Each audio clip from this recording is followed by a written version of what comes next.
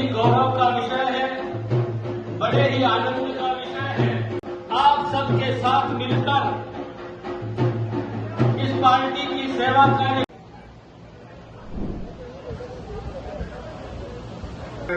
बनाने जा रहे हैं। सतीश जी ने सहर्ष स्वीकार करते हुए पहले सेकंड से ही पार्टी का काम अन्यत्र जहां पार्टी ने आवंटित किया वहां पर कार्य करना प्रारंभ करें। हमारे मेवाड़ में एक परंपरा जो हमेशा से रही है, अतिथि देवो भव। प्रदेश कार्य समिति के सदस्य के नाते आज कार्यक्रम में उपस्थित है पूर्व में राजसमंद के प्रभारी के नाते भी जिन्होंने श्रेष्ठ काम किया और चारों की चारों सीट विधायक की लेकर आए थे वीरेंद्र सिंह जी, आदरणीय अतुल चंदाला जी, हमारे सबके गुरु।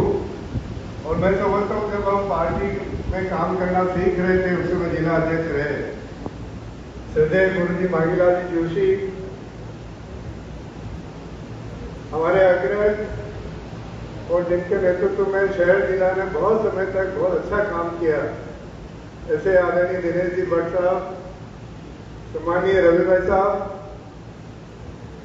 यहाँ विभिन्न समाजों के ऐसे कार्यकर्ता विराजमान है जो पार्टी से संबंध तो रखते हैं परंतु और भी अपने नेतृत्व में किसी न किसी संगठन में अच्छा काम करने का प्रयास कर रहे हैं।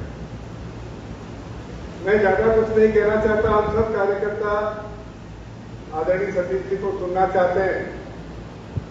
मैं थोड़ी सी दिनेश जी भट्ट साहब की बात आगे बढ़ाना चाहता हूं। मैं घर पे बैठा था, पार्टी के विचारों से संबंध था, पार्टी का काम अपने बूथ पर करता था। सतीश जी पूर्णिया का टेलीफोन आता है कि आपको उदयपुर देहात की जिला अध्यक्ष का दायित्व संभालना। मैं समझता हूं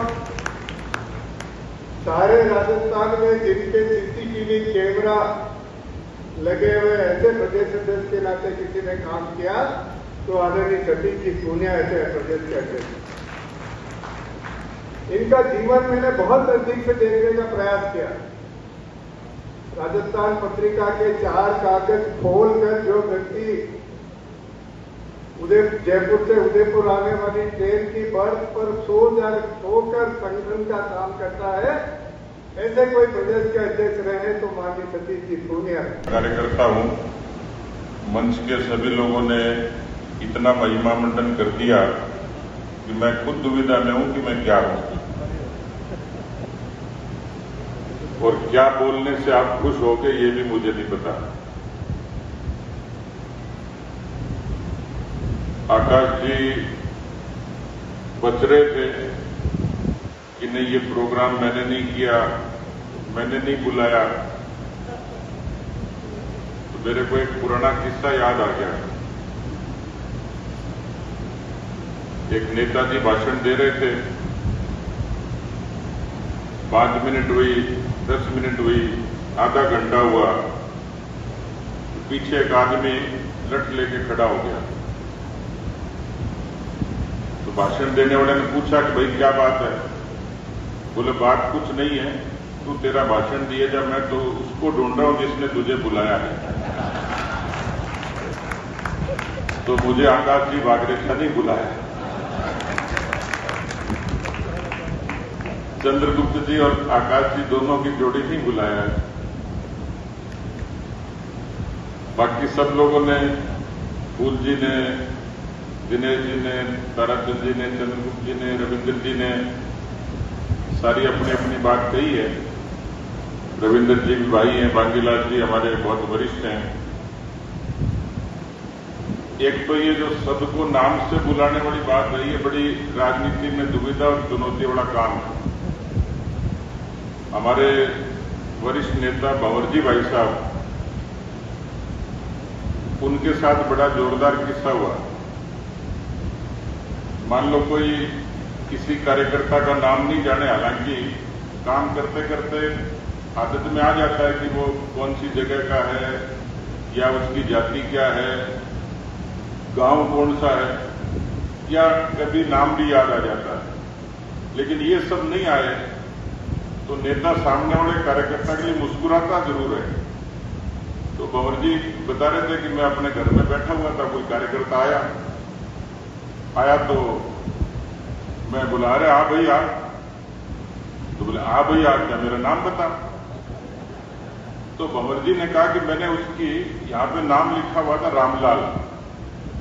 अरे बोला रामलाल, तू तो मेरा खास आदमी है। बोला अच्छा, ये पढ़ा हुआ देख लिया, मेरे पिताजी का नाम बता। बोले मेरे को लग रहा मेरा पिताजी तू ही है। तो ये बड़ी दुविधा और चुनौती का काम होता है कार्यकर्ता का। काम करते करते क्योंकि लंबा अरसा हो गया, विद्यार्थी परिषद, फिर युवा मोर्चा, फिर पार्टी, तो इसलिए थोड़ा बहुत ध्यान में रहता है वो किस क्षेत्र का है। पर ये बड़ी परीक्षा है, लेकिन फिर भी इस परीक्षा में मुझे पासिंग मार्क्स हमेशा मिलते रहे, मतलब मेरे से ज्यादा गलती हुई नहीं। और थोड़ा बहुत होता तो पत्नी के नाम से पहचान जाता हूं। तो मुझे ये पता नहीं था कि इतने सारे लोग इस रूप में आएंगे। मुझे ये कहा था कि चाय वाय का कार्यक्रम है, लेकिन ऐसे मंच सजेगा, ऐसे अभिनंदन होगा, ये वास्तव में मेरी कल्पना में नहीं था। और मेरे बारे में जो कहा वो एक बात तो सत्य है कि मैं कार्यकर्ता हूं, कार्यकर्ता था और कार्यकर्ता ही रहूंगा, ये तो पक्का है। अब 40 साल काम करने के बाद भी कई कार्यकर्ता कहते हैं भाई साहब बदल मत जाना। तो मैंने कहा भाई अब बदलने की गुंजाइश ही नहीं, अब क्या बदलेंगे, बदलने वाले टाइम ही नहीं बदले। तो मैं आज जो कुछ भी हूं उसमें ईश्वर, मेरे माता पिता और जिस संगठन की पाठशाला में मैंने काम किया, वो 3 कारक हैं जिसके कारण मैं जो कुछ भी हूं। महाराजा कॉलेज की एक इकाई से लेकर आज राज्यसभा के सदस्य के नाते भी हूं, तो उसमें संगठन का बड़ा योगदान है, जिससे मुझे सीखने और सिखाने का अवसर दिया और यहां तक पहुंचाया। और उसमें आप जैसे कार्यकर्ताओं की सद्भावनाएं खूब है। तो मैं आप सबके प्रति आभार व्यक्त करता हूं। काम करने का स्वभाव था और जिस समय शुरुआत की वो तो सब लोग साक्षी हैं, बड़ी प्रतिकूलता थी। मैं तो विद्यार्थी परिषद में काम करता था, तो वो आंदोलन का जमाना था। बोफोर से लेके राम जन्मभूमि से लेके कश्मीर तक के सब आंदोलन की एक अनवरत यात्रा थी। और पुरानी पीढ़ी के जो नेता थे उनसे सीखने को बहुत मिलता था। भैरव सिंह शेखावत जी से लेके, ललित जी से लेके और गुलाब जी अभी भी काम कर रहे हैं, लेकिन एक ऐसी परंपरा थी कि जो वास्तव में छोटे कार्यकर्ता को सिखाते थे। उसके बारे में कुछ न कुछ उनके भाव रहते थे। कोई गलती होती थी टोक भी देते थे, और अच्छाई होती तो शाबाशी भी देते थे। मुझे अच्छे तरीके से याद है कि 98 में हमारी सरकार चली गई थी, कुल 33 सीटें आई थी, मैं युवा मोर्चा का अध्यक्ष था। तो बैठे बैठे एक बार जज गई कि कुछ नया करें, लेकिन अब उस माहौल में नया क्या करें। तो मैं जोश में एक पैदल यात्रा की शुरुआत की मैंने सोची। तो मैं दिल्ली चला गया, प्रमोद महाजन जी से मिला कि ऐसे ऐसे मैं कोई यात्रा प्लान कर रहा हूं। तो उन्होंने ऊपर से नीचे तक मुझे देखा, बोले तू कोई देवदूत बन गया है कि भाई 33 सीटें आई हैं, कल की बात है, तेरी यात्रा में कौन आएगा। तो मुझे थोड़ी निराशा हुई। मैंने और भी नेताओं से जिक्र किया, लेकिन मैंने तय कर रखा था कि मैं यात्रा जरूर करूंगा, कोई आए नहीं आए। और मेरे जीवन के राजनीतिक जीवन का यदि मेरे संस्मरण में, मेरी याददाश्त में, मेरे व्यक्तिगत जीवन में जिस घटना ने मुझे सम्मान भी दिया, प्रतिष्ठा भी दी और मुझे स्थापित किया, वो थी हमारी 1999 की युवा जागरण पद यात्रा जो हमने महाराजा सम्राट पृथ्वीराज चौहान जी के स्मारक से महाराजा सूरजमल जी के स्मारक तक 550 किलोमीटर की वो यात्रा थी, 34 दिन की और 25 दिन की। उस यात्रा ने बहुत कुछ सिखाया इतनी प्रतिकूलता के बीच में। तो मैं मानता हूं कि ये जो सारी चीजें थी ये संगठन की ताकत के, संगठन के निर्देश के बिना संभव नहीं होती। लेकिन मेरे लिए एक बड़ा क्षण था उस समय, उस यात्रा का। अलवर में एक सभा थी युवा मोर्चे के आह्वान पे। हमने भैरव सिंह शेखावत जी को बुलाया। भैरव सिंह जी ने भी शुरू में तो कहा यार कल तो आ रहे हैं, आज कौन आएगा। तो अलवर की सभा में आश्चर्यजनक रूप से उस समय 10,000 से भी ज्यादा लोग सिर्फ युवा मोर्चे की उस पैदल यात्रा में आए। लेकिन उससे आगे का प्रसंग बड़ा जोरदार। मैं जो ही भैरव सिंह जी को माला लेके आगे जाने लगा तो उन्होंने रोक दिया, कहा एक माला और लाओ। वो माला मंगाई और मेरे गले में माला डाल के कहा कि आज की माला का हकदार तो तू ही है, क्योंकि इस परिस्थिति में इतनी बड़ी यात्रा निकालने का दुस्साहस कोई कर नहीं सकता।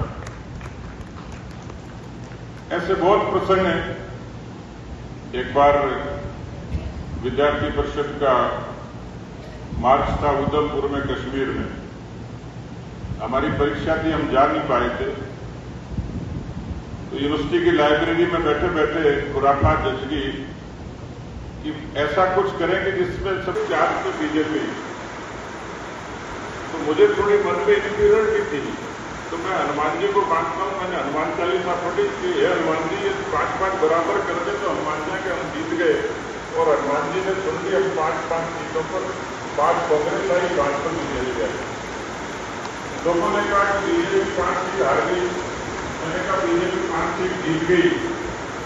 और आपको ताजुब होगा कि 5 हारी हुई सीटों के बावजूद बीजेपी ने 44 सीटों पर लीड वहां पर करी हरियाणा में, इतनी विपरीत परिस्थिति में।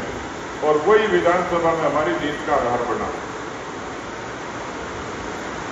मेरे को लग रहा है कि भगवान एकदम पूरे हाथ कृपा बरसा रहा है जयपुर से।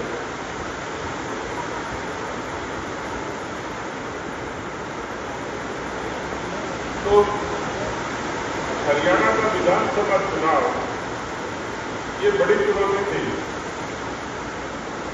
इसके भी बहुत रोचक किस्से मैं बाद में साझा करूंगा। लेकिन काम करते करते एक तकलीफ आई। हमने शुरुआत तो बल्कि थोड़ा सा ये मानते हुए कि चीजें ठीक ठाक आ जाए, अपनी इज्जत बच जाए। लेकिन मैं देश के नेतृत्व का, खासतौर पर अमित शाह जी का कायल उस काम के लिए कि वो कभी मैदान छोड़ते नहीं और काम करने वाले को कभी निराश नहीं होने देते थे और उसको पूरा फ्री हैंड देते हैं। और वही कारण था कि हरियाणा में प्रतिकूलता में भी हमने तीसरी बार सरकार बनाई जो दुनिया में कोई मानने के लिए तैयार नहीं। हमारी पोलिंग से 2 दिन पहले, और मुझे एकदम अपेंडिक्स का दर्द हुआ। आज आदरणीय सतीश जी फैजाब राज्यसभा के अंदर चुनाव जीतने के बाद उदयपुर शहर में पहली बार आए।